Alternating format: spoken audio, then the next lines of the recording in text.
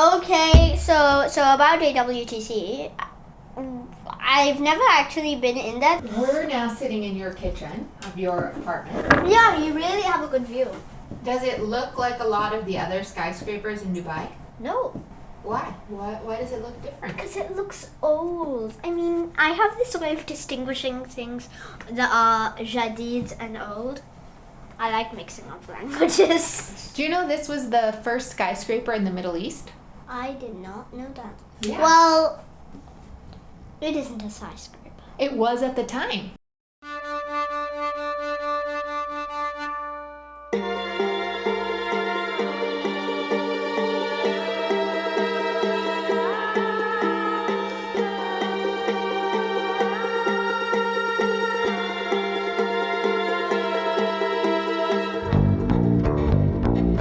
Hi, I'm Spatika.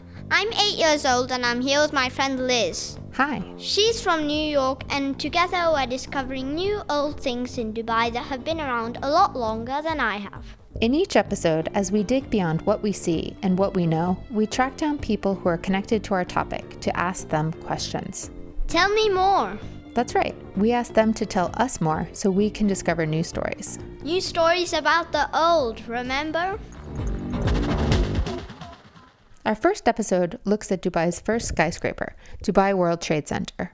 This 33-story building might seem tiny today compared to the more than 160-story Burj Khalifa and other super tall buildings.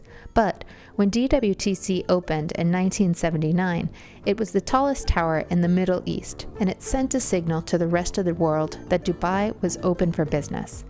We had a lot of questions about DWTC, so we talked to some experts to find out the answers.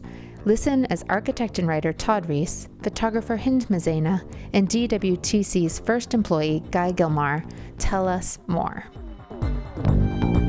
We first tracked down Todd Reisz, author of the recently published book, Showpiece City, How Architecture Made Dubai. We learned a lot about DWTC and its architect John Reisz reading Todd's book, but we still had more questions.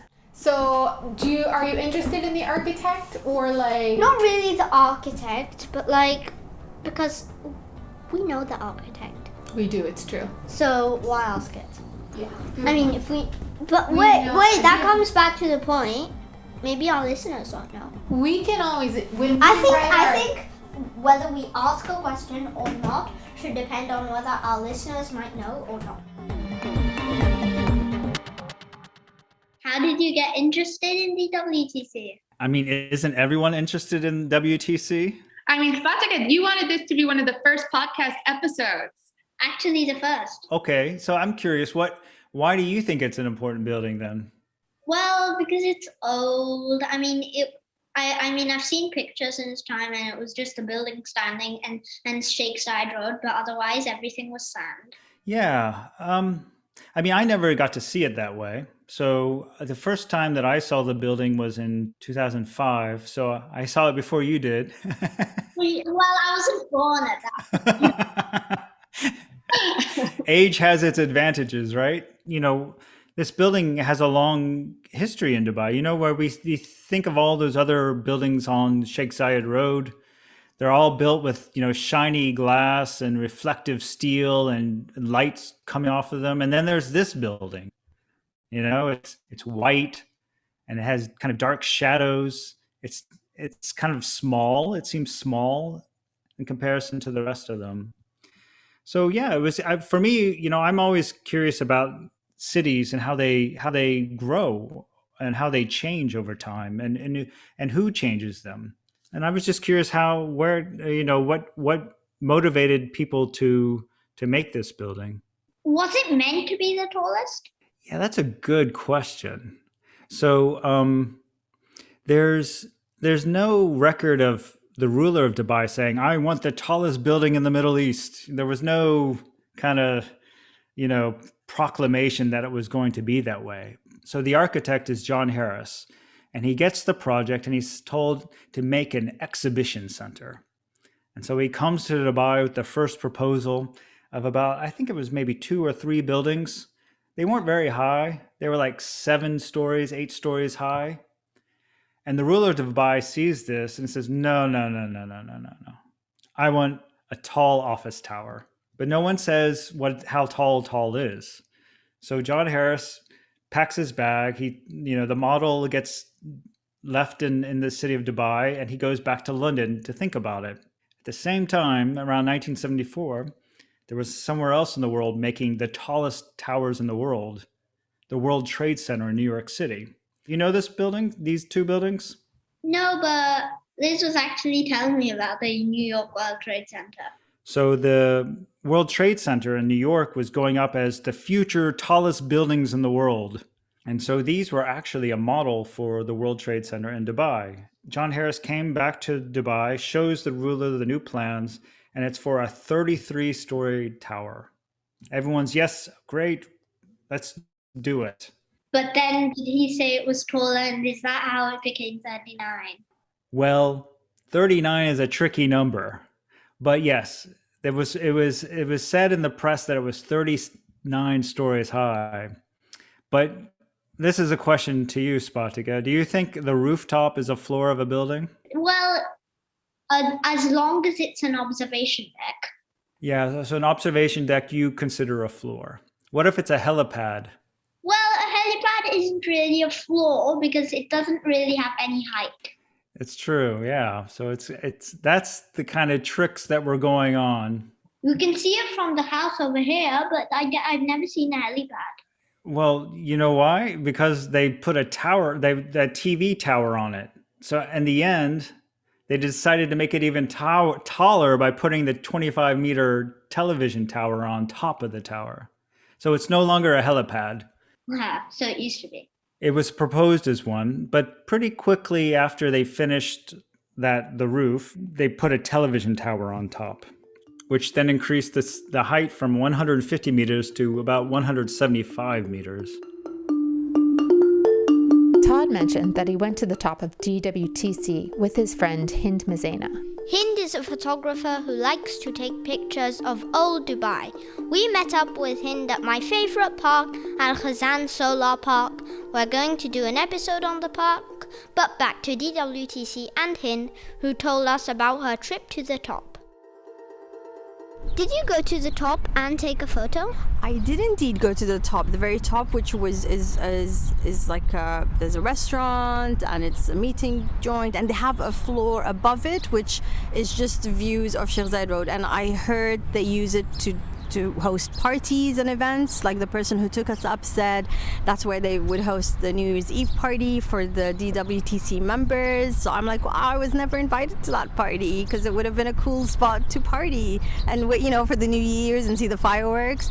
But yeah, I did go to the top. I do enjoy the view of looking at Dubai from the 33rd floor. It just felt a lot nicer compared to the top view from Burj Khalifa, where you can't relate to the scale of the city, right? Like, so you could see the greenery and I could see two sides of Dubai. And yeah, I definitely took a lot of photos, but all on my phone, so they're kind of stored somewhere on the phone. Yeah, so do you mean the 33rd floor, like the very top, or like below the 39th? Or because Todd said that it's 33 and that some people say it's 39 because of the tower at it. So that's a good point. I might have my numbers wrong. I feel like I need to go to the elevator and look at the numbers again. but somehow the number 33. But it was a top floor. I don't think we had many things above. The only thing above us was that empty floor, which I said was used as the party.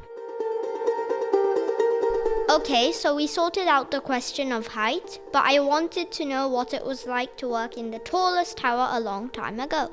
So we found Guillmard, DWTC's first employee, who was able to tell us what happened on the 33rd floor in the early days. Is it true that you were the first employee for DWTC? Yes, I was. Many, many years ago, I was hired out of the UK by consultants working for the royal family of Dubai and the management company, and I arrived in January 1979, just about 6 weeks before the Trade Center opened. It was very exciting. What was the opening of DWTC like, especially with Queen Elizabeth II around, I mean? Yes, Queen Elizabeth, who's still alive. In one day, she opened 6 projects, like the first part of Jebel Ali Free Zone, like the dry dock, the World Trade Center, the new municipal headquarters. And she must have had tired hands by the end of the day because she kept cutting red ribbons, etc. But it was most exciting because Dubai had this important royal visit and had to get very ready for it. So, suddenly where there weren't pavements arrived, and street lighting and signs and everything else, because it was like Dubai was almost like a sort of an enormous building site. And there was quite a large press entourage, maybe 70, 80, 100 even journalists who were accompanying the Queen and Sheikh Rashid from one project to the other. But I think the Trade Center was the special one because, of course, it was the tallest building between Mumbai in India and Athens. So to be able to invite the Queen and Prince Philip and the other guests to ride up to the 33rd viewing platform on top of the Trade Center and look out across the Emirate and all the different things that were happening. And soon the Queen had many people following in her footsteps because we had almost every week, every month, there were visitors. And on every visit, the royal family would bring them to this viewing platform. And I think that, one of the sources of great pride, the Trade Center, to show it off. Liz and I see DWTC every day and it looks completely different to the neighborhood that has grown around it. So we went back to Todd to ask him about the design. So we all know the term green building, right? Like environmentally friendly, not green as in the splatter it all over in green paint. Right. Yeah, it's not the color green, but it means that it's doing something that there's a kind of need to save energy, for example. But, they were designing it in 1974. So back then, no one used this term green building. Really? Well, no, not really. I don't think so. But I do think that people were concerned about energy. So the architects who were designing the building, actually the first proposals for the tower had a lot of glass. I mean, where the glass was at the front of the building. And then, as the design process went along, the architect in charge, wanted it to be, he was very concerned about there being too much heat coming into the building. And too much heat would cause air conditioning prices, the use of air conditioning to go up. Maybe there was a concern that even there would be enough air conditioning to keep the building cool. So it wasn't so much that sunlight wasn't allowed in the building. So daylight came into the building. I think the point is that, the difference between daylight coming into your window, but then direct sunlight coming in? Yeah. There's a difference, right? Yeah, direct sunlight comes in and reflects on my iPad screen when I have early zooms, and it's really annoying. Yeah. So the point is that you don't want that direct sunlight, but you do want daylight, right? Yeah, because daylight is not so harsh. I mean, daylight is just the light. Yeah, like what you have in your room right now, I see. So the building actually had two outsides.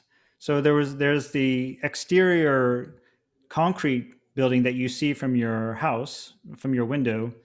But inside that, there's another wall where the windows are, for example. And so there's a space in between those two facades where actually someone can walk. So if you're brave enough, you could actually walk outside the World Trade Center in between the windows and those concrete arches.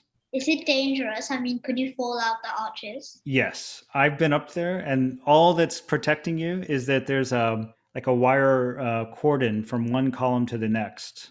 So you can hold on, but I mean, what if you sneeze really hard or, and lose your balance, then... Especially when you're a child, you could very well go under the rope. It's true. I got really scared when I was out there. How wide is the passage? I'd say it's less than a meter.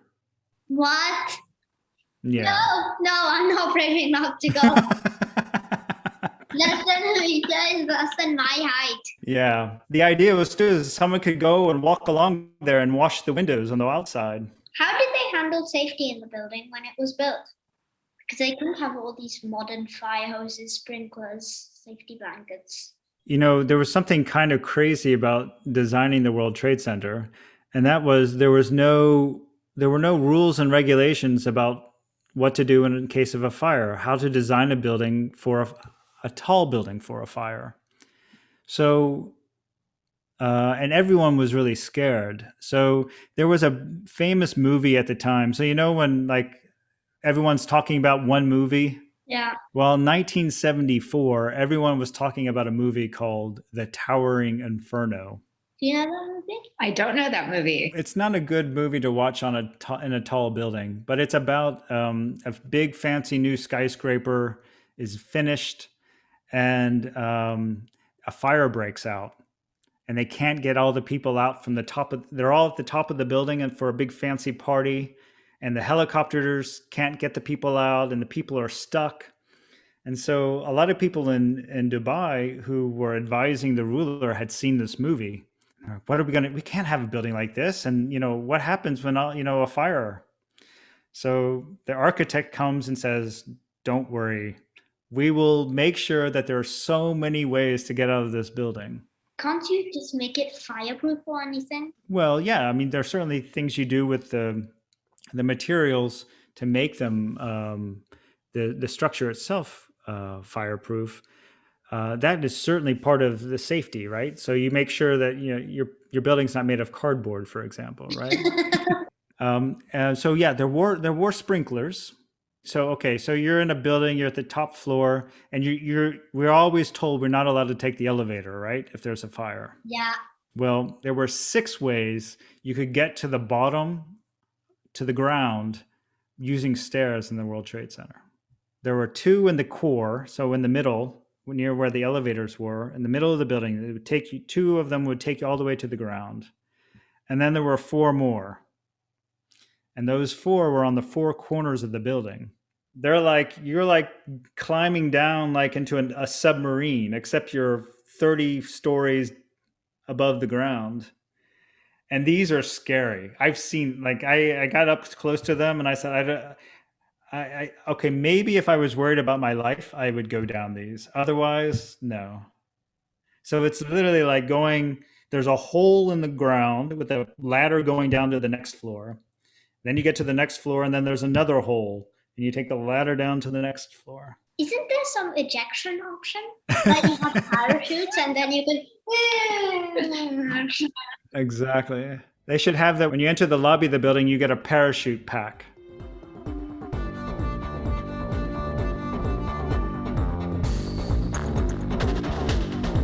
Dubai has changed so much since DWTC opened its doors in 1979. Many of the buildings built around the same time period have since been demolished to make way for newer, taller buildings. But to many people living in Dubai, DWTC is still one of their favorites. So it's one of my favorite buildings because I like the design of the building, I like the patterns on it, I like how the sunlight hits different times of the day and the different shades of light on it. I like the shadow it casts around it. So sometimes when you drive by it, there's a nice, shadow because of, depending on the positioning of the sun. Today, lots of new buildings come up there, but they all look the same because they have the same glass exterior. There's no balconies. Like now, even the buildings that have lights, they all have lights. So they all kind of, blink and do the same thing. Where Trade Center still looks different, and I think it's still one of the very few unique buildings on Sheikh Zayed Road, even though it's kind of, lost between lots of other taller buildings. Not everything bigger and taller is better. To Dubai, I think it meant it was a symbol of modernity, of change, of development, and I'm happy that it's still there. Now it's your turn to tell me more, Spatika. What did you learn from your interviews? I was impressed that Queen Elizabeth opened 6 projects in one day. Me too. And what about the design of the building? I found it really scary that you could actually walk outside in between the windows and the concrete arches because there's only a rope protecting you from falling off and it's less than a meter wide. I also realized how confusing it can be to number the floors of buildings. It is confusing. Anything else? I can't believe that DWTC, which looks so short now, was once the tallest building here. It would take maybe around 4.5 DWTCs stacked up one on top of the other to match the Burj Khalifa in height. Now that I think about it, I wonder what the people of the future would think about Burj Khalifa. Maybe it would be short for them like DWTC is for us. Kids in Dubai, the next time you drive past DWTC, take some time to look at this building, which was once the tallest in the Middle East. Tell us what you think. And also, if you don't live in Dubai, tell us about your favorite building in your city. You or a grown-up can write to us at tellmemore@amaya.media. That's tellmemore@amaeya.media. This episode of Tell Me More was brought to you by Amaya Media. It was produced by Liz McEnany and hosted by me, Spatika and Liz. Chirag Desai is our amazing editor. Our fantastic music is composed by Daniel Belka. A big thank you to Todd, Hind, and Guy for giving us time. They're very important people and we're grateful to them. We'd love to hear what you thought of our show. Leave us a review and rate us wherever you get your podcasts. And do subscribe to Tell Me More from Amaya Media for future episodes. Until next time, stay safe. Bye. Bye!